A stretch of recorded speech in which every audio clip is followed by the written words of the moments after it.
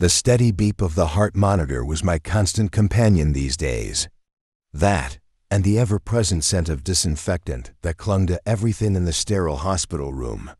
I lay in the adjustable bed, propped up by a mountain of pillows, staring out the window at the world I would soon be leaving behind. Funny how the smallest things become so precious when you know your time is limited. The way the sunlight dappled through the leaves of the old oak tree outside. The cheerful chatter of the nurses in the hallway. Even the tasteless hospital food had taken on a new significance. But none of it could fill the aching void in my heart. The empty chair beside my bed was a stark reminder of the person who should have been there. My daughter, Amelia. 5 years. 5 long years since I'd last seen her face, heard her voice, felt the warmth of her embrace. 5 birthdays come and gone without so much as a phone call or a card. I still remembered the day she left like it was yesterday. The slam of the front door, the screech of tires on the driveway, the deafening silence that followed, broken only by the sound of my own ragged breathing as I tried to process what had just happened. "I can't do this anymore, Dad," Amelia had shouted, her face flushed with anger. "I'm done living under your rules, your expectations. I'm 25 years old, for God's sake. It's time I lived my own life." I had stood there, stunned into silence, as she threw clothes haphazardly into a suitcase. "Amelia, please," I had finally managed to say. "Let's talk about this. Whatever's wrong, we can fix it." But she had just shaken her head, her long brown hair whipping around her face. "There's nothing to fix, Dad. This is who I am. If you can't accept that, then I guess this is goodbye." And just like that, she was gone. My little girl, the light of my life since the day she was born, had walked out of my life without a backward glance. The first year was the hardest. I kept expecting her to call, to come home, to realize she had made a mistake. I left her room exactly as it was, a shrine to the daughter I had lost. Her high school trophies still lined the shelves, her prom dress still hung in the closet, and her favorite stuffed animal, a worn teddy bear named Mr. Snuggles, still sat on her bed, waiting for her return. But as the years passed, hope slowly gave way to resignation. I tried to move on with my life, to fill the Amelia-shaped hole in my heart with other things. I threw myself into my work, took up new hobbies, even tried dating again. But nothing could quite fill the void she had left behind. And then, just 3 months ago, came the diagnosis that changed everything. Stage 4 pancreatic cancer. The words fell like lead weights in the sterile doctor's office. "I'm sorry, Mr. Hartley," Dr. Patel had said, his kind eyes filled with sympathy. "We caught it too late. At this stage, the cancer is too advanced for effective treatment. We can try to make you comfortable, but—" He didn't need to finish the sentence. I knew what he meant. I was dying. It was strange, really, how calmly I took the news. Perhaps a part of me had been preparing for this moment ever since Amelia left. Without her, life had lost much of its color, its vibrancy. The thought of leaving this world didn't seem quite so terrifying when the person I loved most wasn't in it anymore. Still, as the days in the hospital turned to weeks, I couldn't help but wonder if Amelia knew. If someone had told her that her father was dying, if she cared. I had long since given up hope of seeing her again. Which is why, when I heard a commotion in the hallway outside my room that sunny Tuesday afternoon, I didn't even bother to look up. "Miss, you can't go in there without permission." I heard a nurse protest. "I don't care about permission. That's my father in there." A familiar voice shot back, sending a jolt through my entire body. I froze, hardly daring to breathe. It couldn't be. After all this time, the door burst open, and there she was. Amelia, my daughter. 5 years older, but still unmistakably the little girl I had raised. She stood in the doorway, chest heaving, her eyes wild as they darted around the room before finally landing on me. For a moment, we just stared at each other, the air thick with unspoken words and years of silence. "Dad," she finally whispered, her voice breaking on that single syllable. I wanted to say something, anything, but my throat had closed up, choked with emotion. All I could do was hold out my arms, and in an instant, she was there, collapsing onto the bed beside me, her body racked with sobs. I'm sorry, Dad. I'm so sorry, she cried, her words muffled against my hospital gown. I didn't know. I swear I didn't know you were sick, if I had known. I stroked her hair, marveling at how familiar it felt even after all these years. It's okay, I murmured, though we both knew it wasn't. How could it be, with 5 years of estrangement between us and death looming on the horizon? When Amelia finally pulled back, her face was streaked with tears and mascara. She looked older than her 30 years, the weight of guilt and regret etched into the lines around her eyes. How did you find out? I asked, my voice hoarse from disuse and emotion. Amelia wiped at her eyes with the back of her hand. Aunt Sarah called me. She said I needed to come home. That you didn't have much time left. Her voice broke again on the last words. Ah, Sarah, my sister had always been the peacemaker in the family.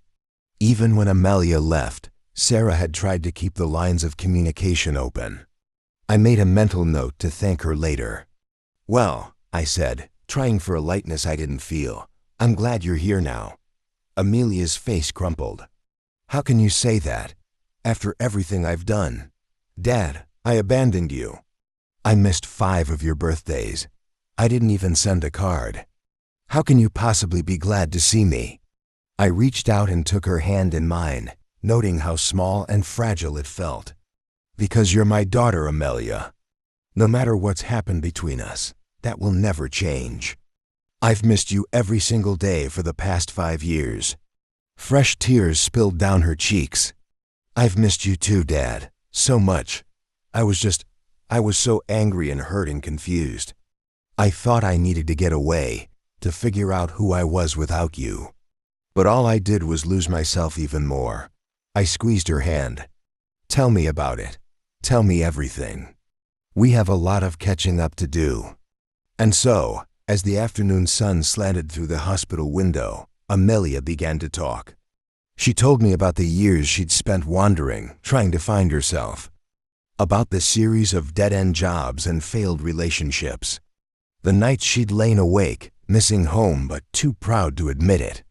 I thought about calling so many times, she admitted, especially on your birthday. But each year that passed made it harder. I was ashamed, Dad. Ashamed of how I'd left, of what I'd become. I didn't want you to see me like that. I listened, my heart breaking for the lost, confused young woman my daughter had been. But as she spoke, I could see glimpses of the strong, vibrant girl I'd raised. She was still in there, underneath all the pain and regret. Oh, sweetheart, I said when she finally fell silent. If only you'd known how much I wanted to hear from you. How I would have welcomed you home with open arms, no matter what. Amelia nodded, fresh tears spilling down her cheeks. I know that now. God, Dad, I've wasted so much time, and now. She couldn't finish the sentence, but I knew what she meant. Now it might be too late. But I had a secret. A final surprise that I'd been holding close to my chest, waiting for the right moment. And maybe, just maybe, this was it. Amelia, I said, my voice suddenly stronger. There's something I need to tell you. She looked at me, her eyes wide and fearful. What is it, Dad? Is it worse than they said? I shook my head, a small smile playing at the corners of my mouth. No, sweetheart, it's not worse. In fact, it might be better. Amelia's brow furrowed in confusion. What do you mean? I took a deep breath, steeling myself for what I was about to reveal. 2 weeks ago, Dr. Patel came to me with some unexpected news. It seems that my latest scans showed something unusual. Amelia leaned forward, hanging on my every word. Unusual how? The tumors, I said slowly, have started to shrink. For a moment, there was complete silence in the room. Amelia stared at me, her mouth hanging open in shock. But how is that possible? She finally managed to stammer. You said it was stage 4, terminal. I nodded. That's what we all thought. But it turns out, I'm something of a medical miracle. Dr. Patel says he's never seen anything like it before. The cancer is responding to the treatment in ways they never expected. Amelia's eyes filled with tears again, but this time I could see a glimmer of hope shining through. So you're not dying? I reached out and took her hand again. I'm not out of the woods yet, sweetheart. There's still a long road ahead, but there's a chance now, a real chance that I might beat this. Amelia let out a sound that was half laugh, half sob. She threw her arms around me, hugging me so tightly I could barely breathe. But I didn't care. I hugged her back just as fiercely, reveling in the feeling of holding my daughter again. When she finally pulled back, her face was alight with joy and disbelief. Dad, this is incredible. It's a miracle. I nodded, feeling a lump form in my throat. It is. But you know what the real miracle is, Amelia? You coming back.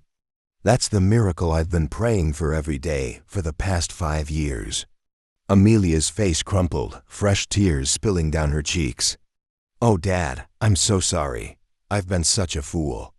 I shook my head. No more apologies, sweetheart. What's done is done.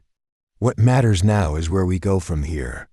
She nodded, wiping at her eyes. You're right, and I know exactly where I want to go. Home, Dad. I want to come home.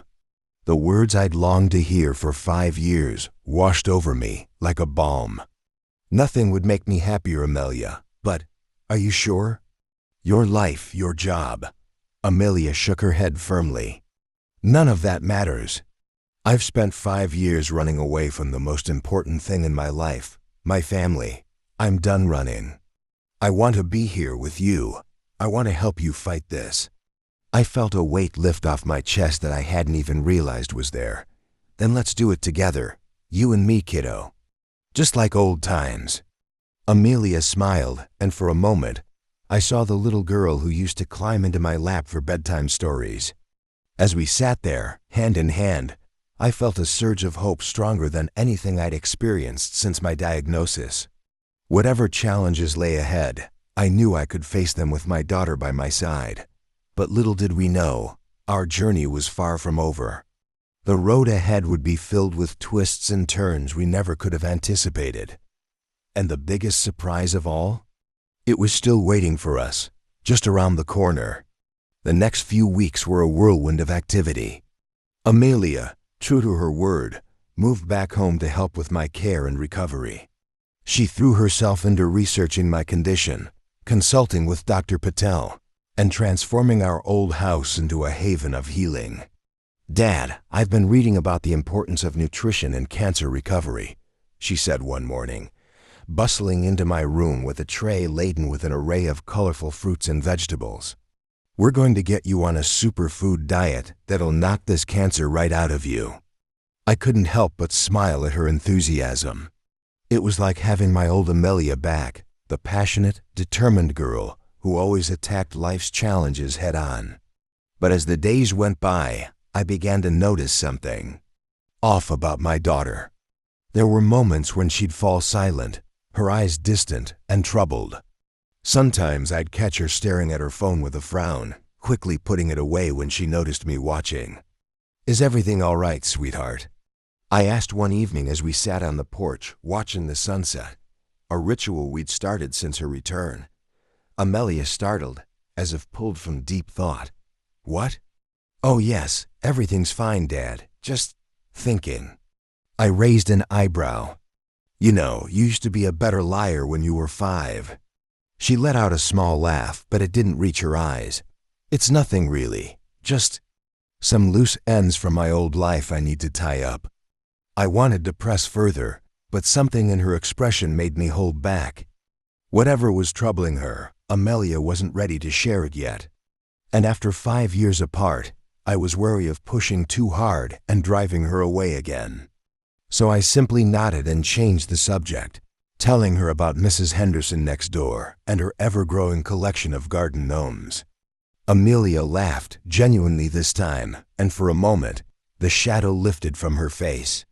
But it wasn't long before that shadow returned, darker than ever.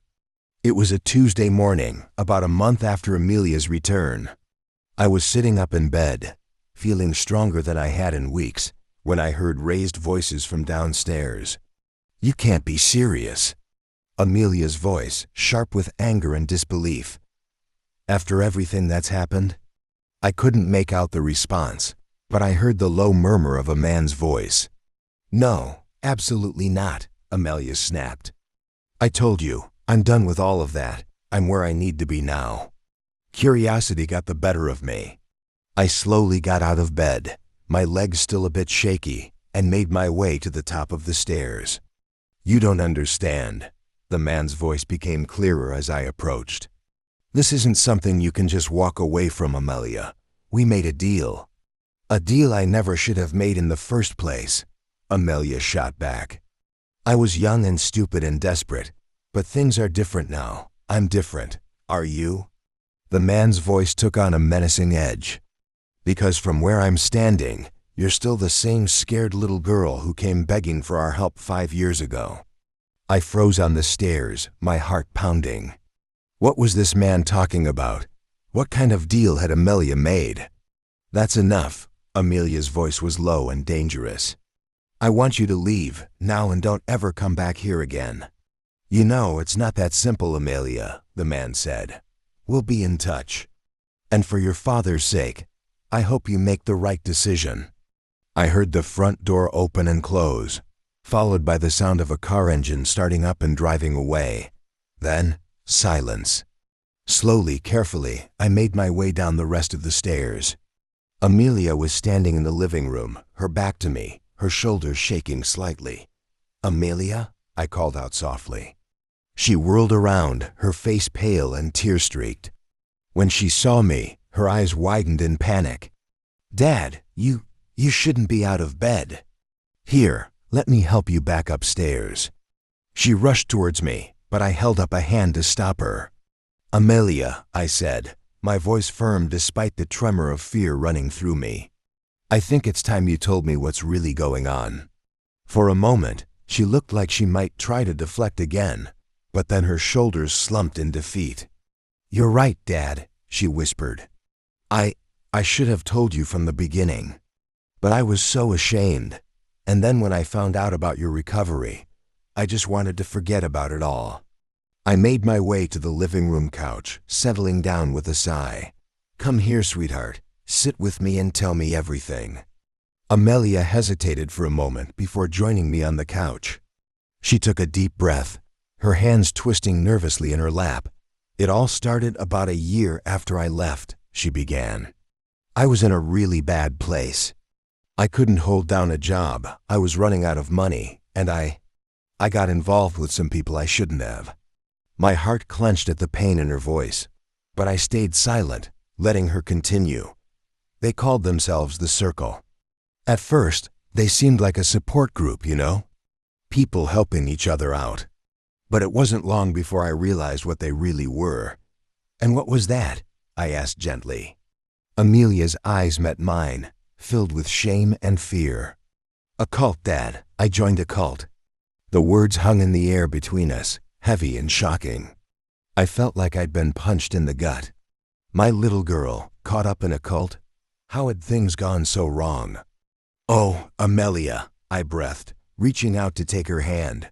"I had no idea." She squeezed my hand tightly, as if afraid I might pull away. At first, it seemed like they had all the answers. They made me feel special, chosen. But then they started asking for things.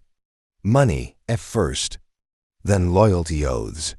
Then they wanted me to cut off all contact with my past life, including you.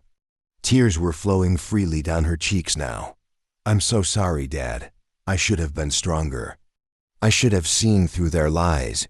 But I was so lost, and they knew exactly what to say to keep me under their control." I pulled her into my arms, holding her close as she cried. "It's okay, sweetheart. It's okay. You're not there anymore. You're home now."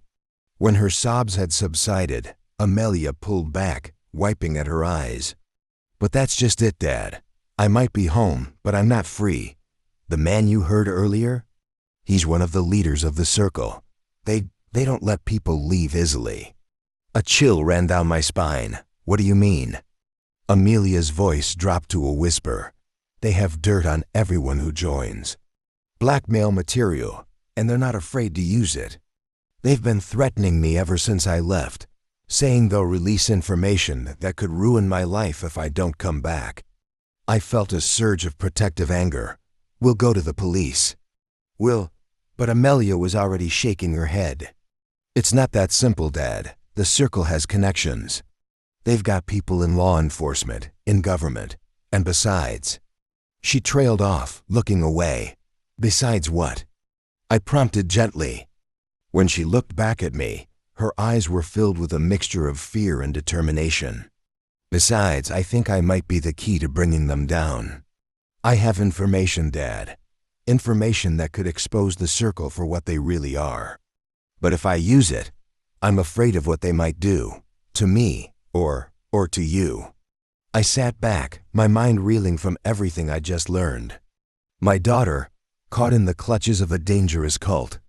It was like something out of a thriller novel, not the quiet life I'd imagined for us. But as I looked at Amelia, I saw not just fear, but strength.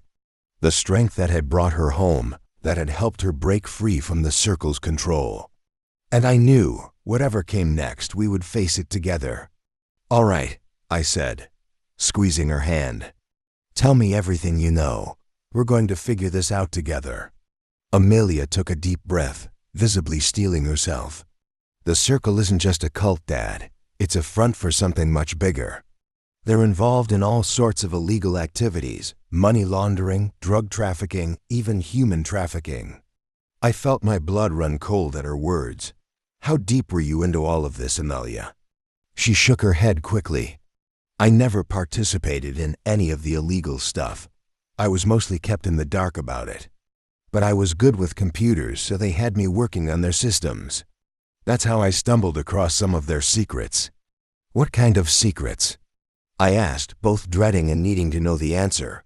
Financial records, mostly, Amelia explained. Transactions that didn't add up, shell companies, offshore accounts.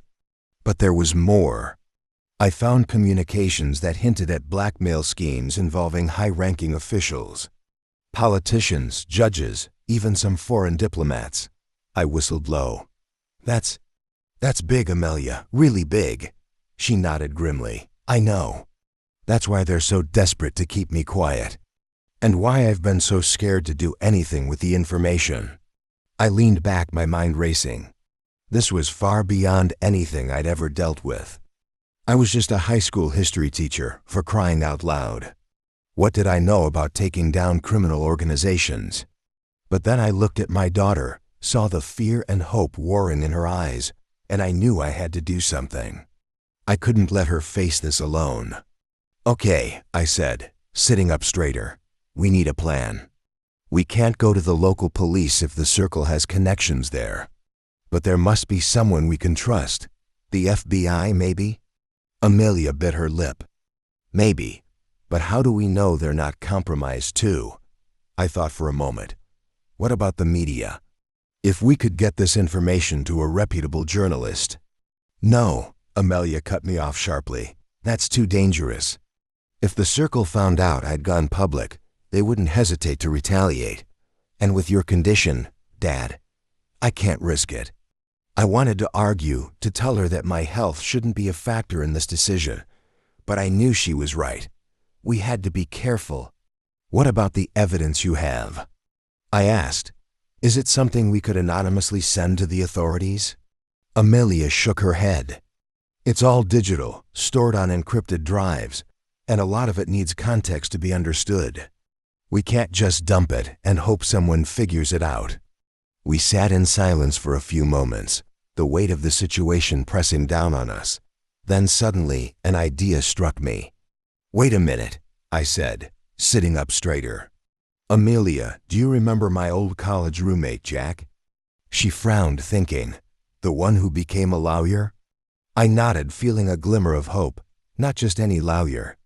Last I heard, he was working for the Department of Justice, specifically in their organized crime division. Amelia's eyes widened. Dad, that could work. But are you sure we can trust him? Jack's one of the most honest people I know, I said firmly.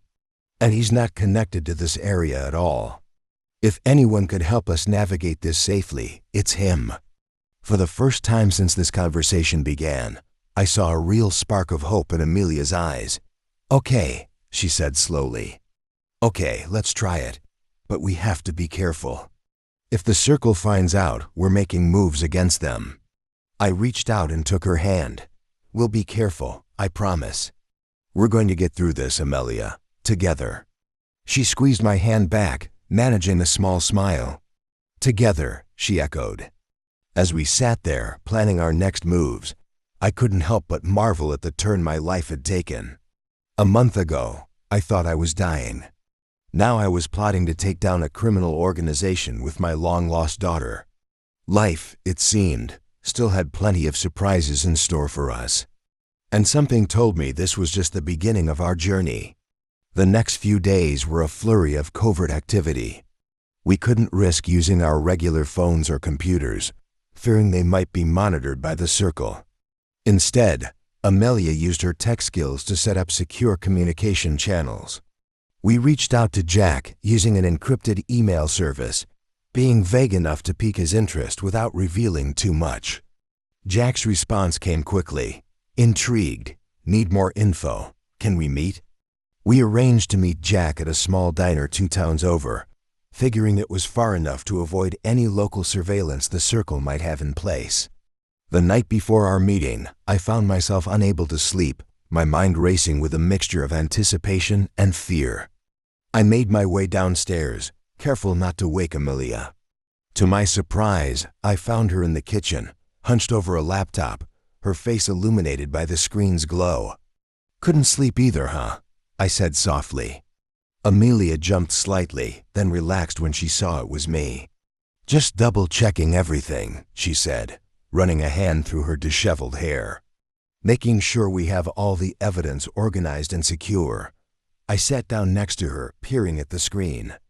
Lines of code and file names scrolled by, meaningless to me but clearly significant to Amelia. You know, I said, I never got a chance to tell you how proud I am of you. Amelia looked up, surprised. Proud? Dad, I got mixed up with a criminal cult. I cut you out of my life for years. How can you be proud of that? I shook my head. I'm proud of how strong you've been. You made mistakes, yes. But you recognized them. You broke free. And now you're risking everything to make things right. That takes real courage, Amelia. Tears welled up in her eyes. I'm scared, Dad, she whispered. What if this all goes wrong? What if the circle retaliates? I couldn't bear it if something happened to you because of me. I pulled her into a hug, feeling her shoulders shake as she cried. Hey, I soothed. We're in this together, remember? Whatever happens, we face it as a team. As I held my daughter, I realized how much I'd missed this, being there for her, comforting her. It made me all the more determined to see this through, to ensure we both had a future free from the circle's shadow. The next morning, we set out early for our meeting with Jack. The diner was a small, nondescript place, the kind that catered mostly to truckers and early morning commuters. We arrived first, choosing a booth in the back corner with a clear view of both exits. Jack arrived precisely on time, looking much the same as I remembered him, tall, lanky, with a perpetually serious expression that belied his often wry sense of humor. His eyes widened slightly when he saw Amelia. Well, I'll be damned, he said as he slid into the booth across from us. Little Amelia, all grown up. Your dad told me you two had reconnected, but I had no idea you were involved in whatever this is. Amelia managed a tight smile. It's good to see you, Uncle Jack. I just wish it were under better circumstances. Jack's expression grew serious. Yes, about that. Your message was intriguingly vague, old friend. Care to fill me in on what's going on? I glanced at Amelia, who gave me a small nod. Taking a deep breath, I began to explain the situation, Amelia's involvement with the circle, the criminal activity she'd uncovered, and the danger we now found ourselves in. Jack listened intently, his frown deepening as I spoke. When I finished, he let out a long, low whistle. "Well, you certainly don't do things by halves, do you?" he said, shaking his head. This is big. Bigger than anything I've dealt with directly." My heart sank. "Does that mean you can't help us?" "I didn't say that," Jack replied quickly. "It means we need to be very, very careful about how we proceed. If what you're saying is true, and I have no reason to doubt you, then we're dealing with an organization with tentacles in some very high places." Jack continued, his voice low and serious. "We can't just go barging in with guns blazing. We need a strategy." Amelia leaned forward, her voice barely above a whisper. "I have evidence, Uncle Jack. Financial records, communications, even some video files. It's all encrypted, but I can access it." Jack nodded thoughtfully.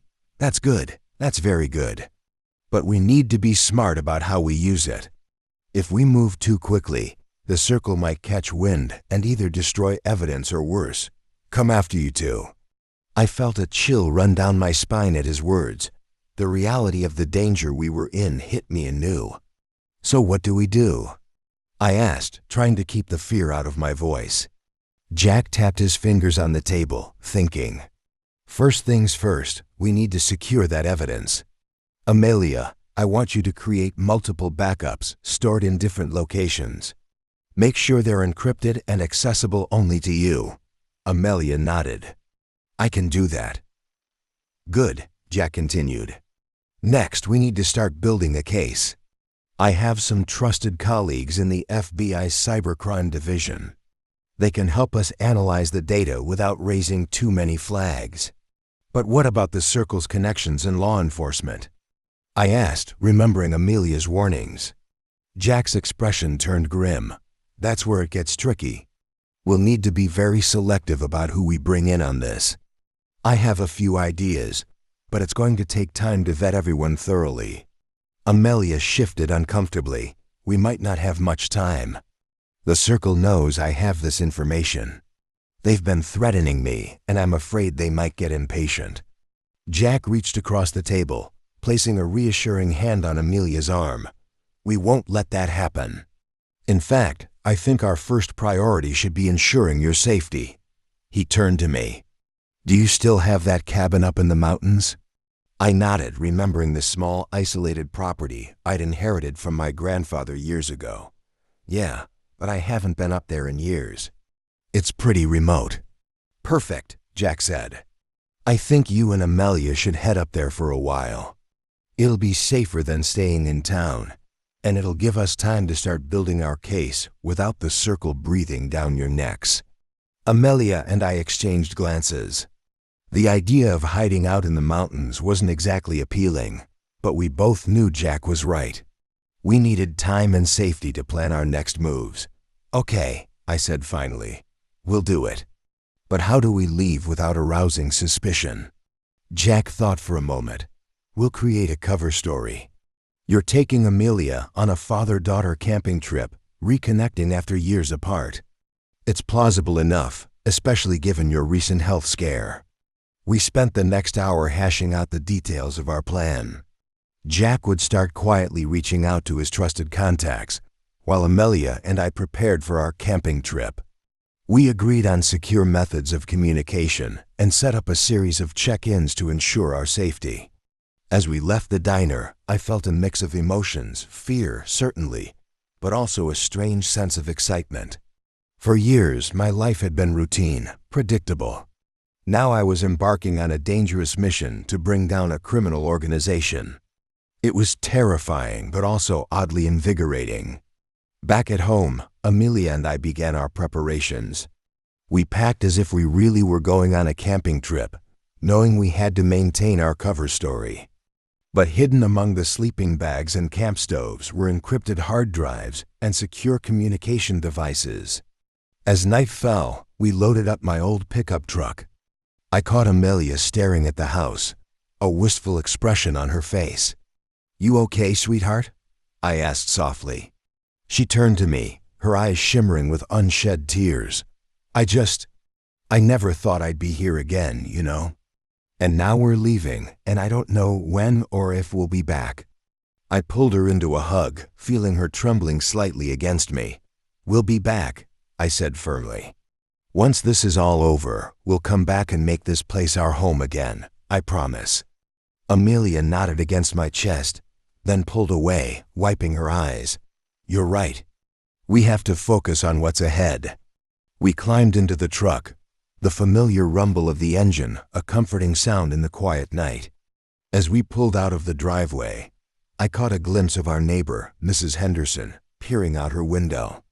I waved, keeping up the appearance of a normal father-daughter outing.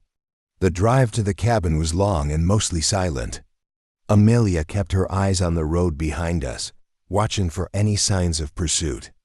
I focused on the winding mountain roads, memories of childhood summers spent at the cabin flashing through my mind. It was past midnight when we finally arrived. The cabin stood dark and silent, a silhouette against the star-filled sky. "Home sweet home," I said, trying to inject some cheerfulness into my voice. Amelia managed a small smile. "It's not so bad. Kind of cozy, actually."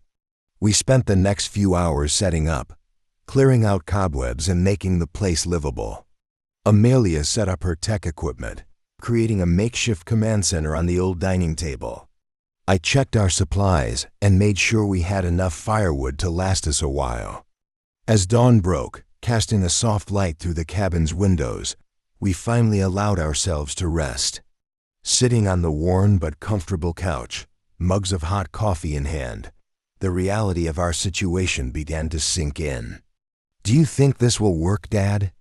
Amelia asked, her voice small and uncertain.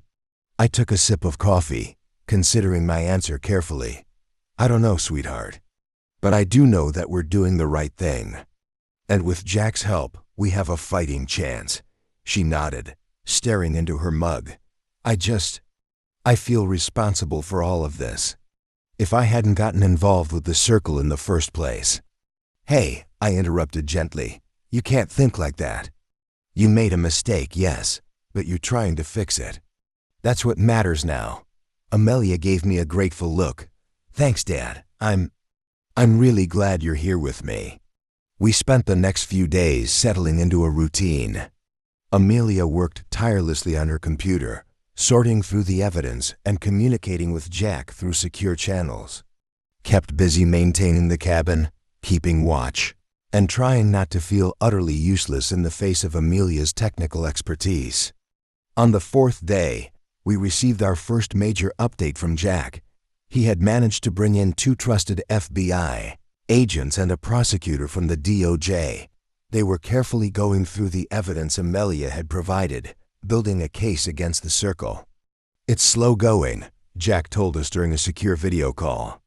"We have to be incredibly careful not to tip off anyone who might be compromised, but we're making progress." "Any word on whether the circle suspects anything?" Amelia asked, her face tense. Jack shook his head. "Nothing concrete. They seem to be looking for you, but as far as we can tell, they don't know about your connection to the cabin." Jack's words provided some relief, but we knew we couldn't let our guard down. The circle had resources and connections we could only guess at. Our safety depended on maintaining absolute secrecy.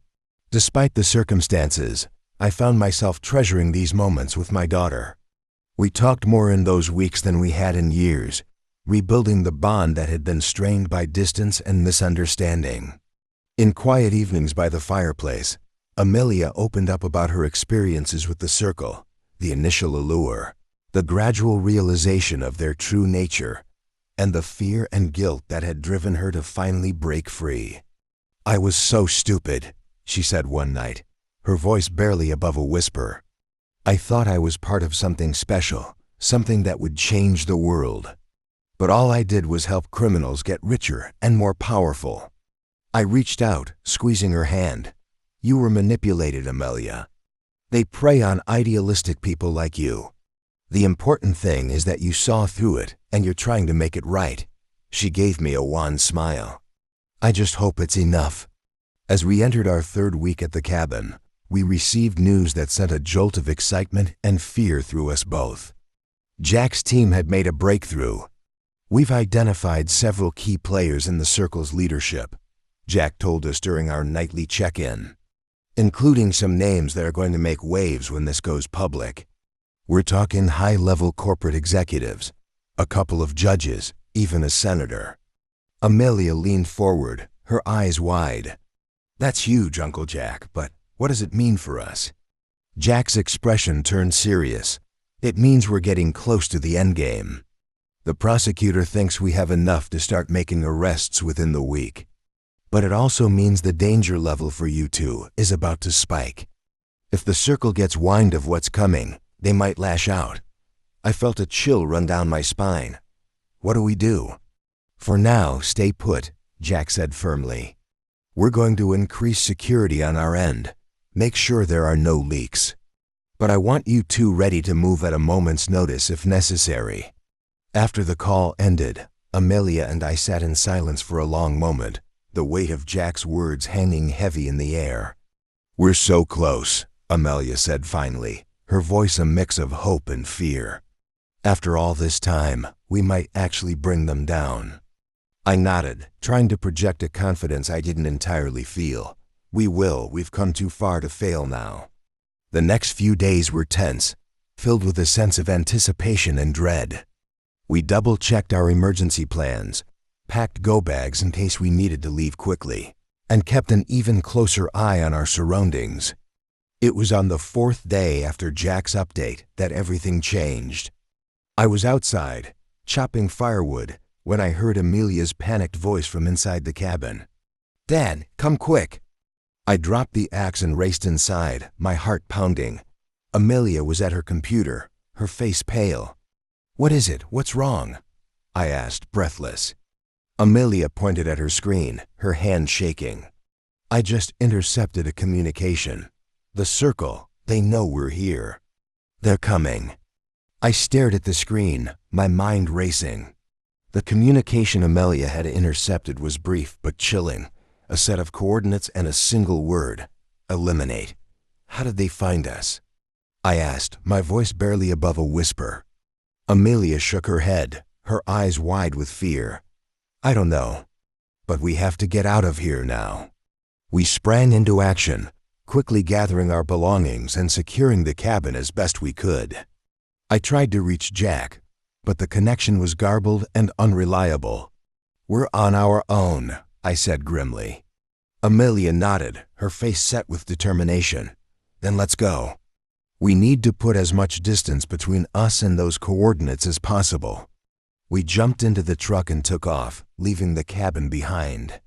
I pushed the old engine as hard as I dared, winding through the narrow mountain roads. Amelia kept a constant watch, her eyes scanning the rearview mirror for any sign of pursuit.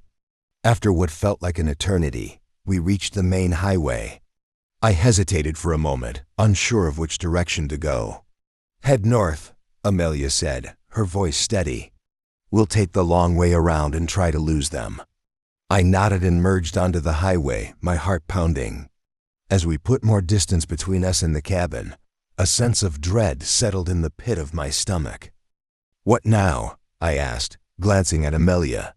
She took a deep breath, her fingers flying across her phone's screen. "Now we call Jack. Hopefully he has a plan to get us out of this." I nodded, keeping my eyes on the road as Amelia made the call. The connection crackled and hissed, but eventually, Jack's voice came through, tinged with urgency. "Thank God you two are all right. I've been trying to reach you for hours."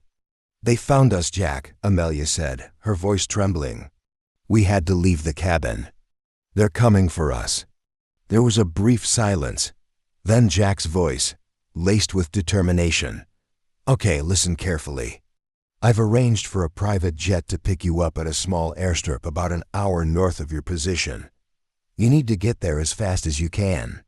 "A private jet?" I asked, my brow furrowed. "Where are we going?" "Somewhere safe," Jack replied. "I've got people waiting to get you out of the country. Once you're on that plane, you'll be off the circle's radar." Amelia and I exchanged a glance, the weight of his words sinking in, leaving the country, going into hiding. It was all so overwhelming. "What about you, Uncle Jack?" Amelia asked, her voice small.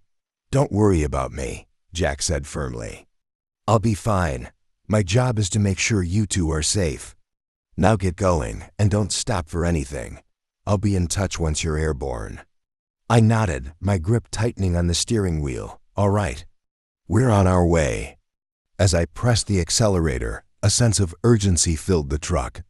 We were running from an enemy we couldn't see, towards a future that was uncertain.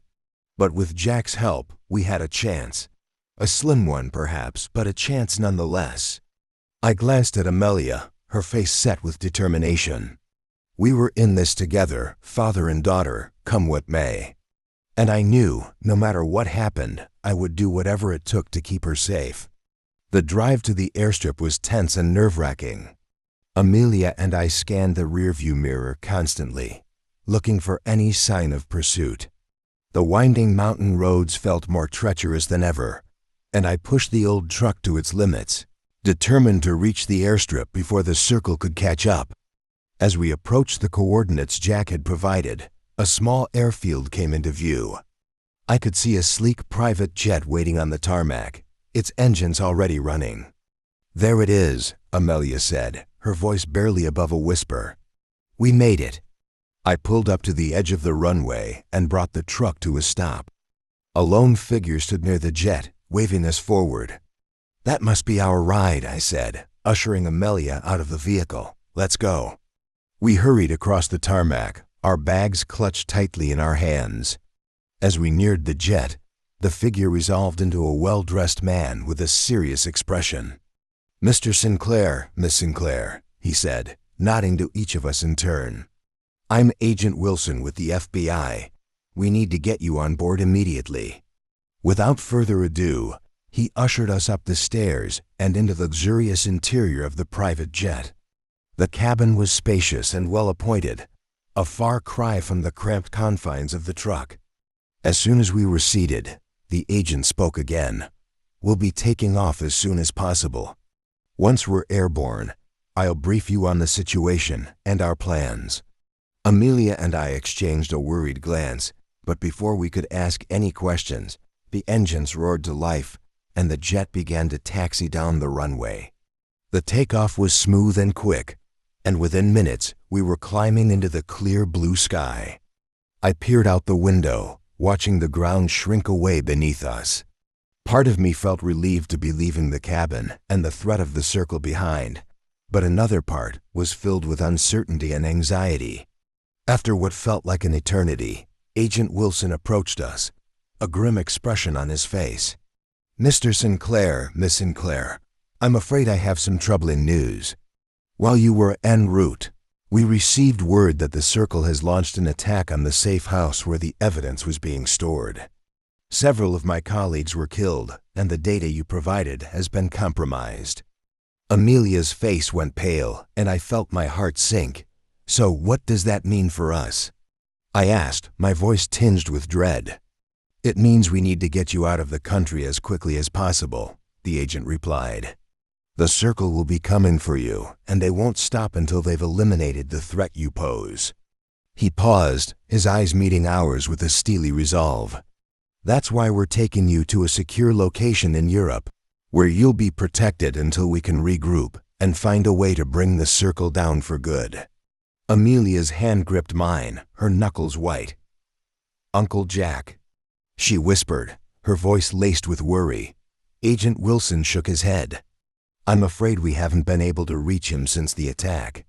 The weight of his words hung in the air, and I could see the fear and uncertainty in Amelia's eyes. We were running from an enemy that seemed unstoppable, with no clear path forward. But as I looked at my daughter, I knew that we had to keep fighting, no matter the cost. "All right," I said, my voice steady. "Let's do this. We'll figure out a way to take the Circle down, one way or another." Amelia nodded, her expression hardening with determination. "For Uncle Jack and for everyone else they've hurt." We won't stop until they're brought to justice." The agent gave us a grim nod. "Then welcome to the fight, Sinclairs. It's time to take the battle to the circle." The private jet touched down at a small airfield in the heart of Europe, the engines rumbling as it taxied to a stop.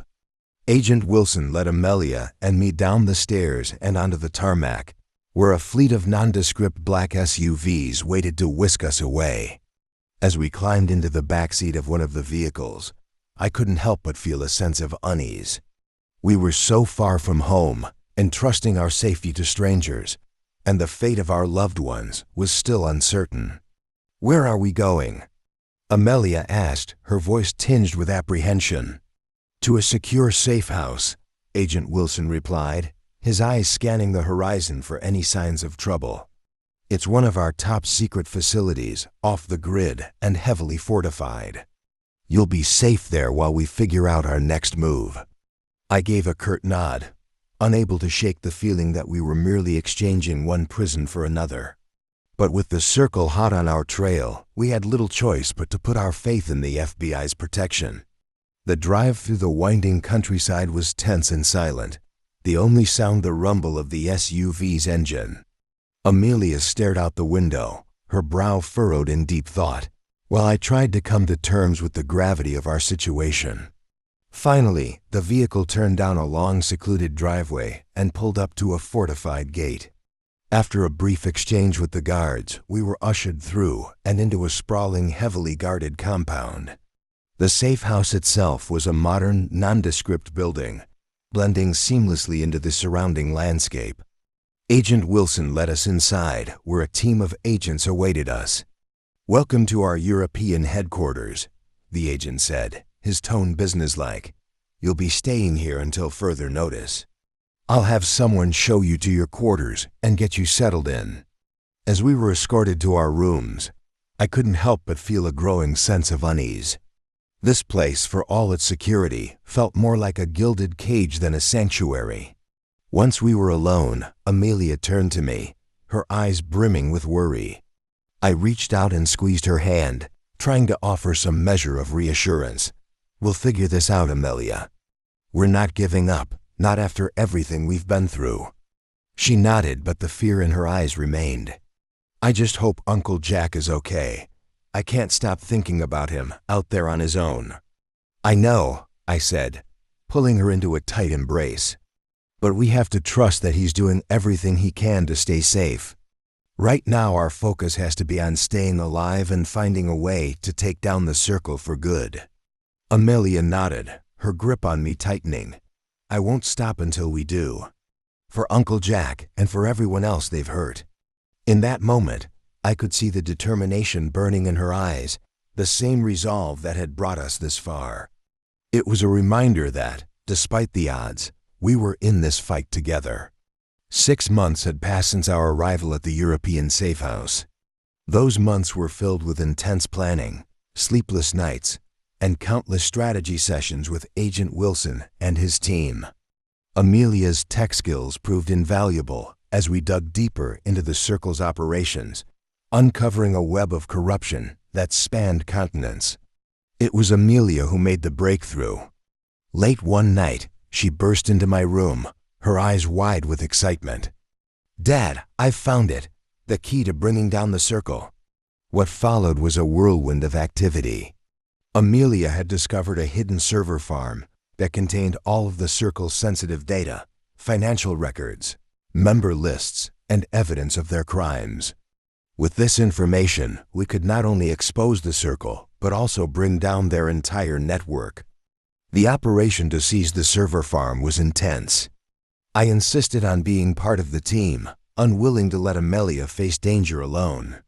As we approached the nondescript building housing the servers, my heart raced with a mixture of fear and anticipation. The raid was swift and precise. FBI agents, working in conjunction with Interpol, stormed the facility. There was resistance, but it was quickly overcome. As the dust settled, I watched with pride as Amelia worked her magic, breaking through the last of the circle's defenses and securing the data that would be their undoing.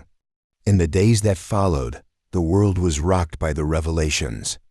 The circle's influence had reached into the highest levels of government and business across the globe. Arrests were made, corporations crumbled, and a sense of justice began to prevail. But for me, the most important moment came a week after the raid. We were back at the safe house when Agent Wilson entered, a smile on his usually serious face. "We found him," he said simply. Jack was alive. The circle had been holding him captive, hoping to extract information, but he had resisted. The reunion was emotional. Jack looked older, more weathered, but his eyes lit up when he saw Amelia. As we embraced, I felt a weight lift from my shoulders. We were together again, safe at last. In the months that followed, we worked to rebuild our lives. The circle was dismantled, its members brought to justice. 1 year after our escape from the cabin, we gathered for a quiet celebration. Jack, Amelia, and I sat on the porch of a new home, far from the shadows of our past. As the sun set, painting the sky in brilliant hues, I looked at my daughter and brother-in-law, feeling a deep sense of peace. "We did it," Amelia said softly, her eyes shining with pride and contentment. I nodded, putting an arm around her shoulders. "We sure did, kiddo. We faced the darkness and came out stronger." Jack raised his glass in a toast. To family, to justice, and to never giving up, no matter how impossible the odds seem. As we clinked our glasses together, I felt a surge of gratitude. We had been through hell, but we had emerged victorious. The circle was gone, and in its place, we had forged a stronger bond and a determination to make the world a better place. Looking out at the peaceful landscape before us, I knew that whatever challenges the future might hold, we would face them together. We were survivors, fighters, and most importantly, a family. And nothing could ever tear us apart again.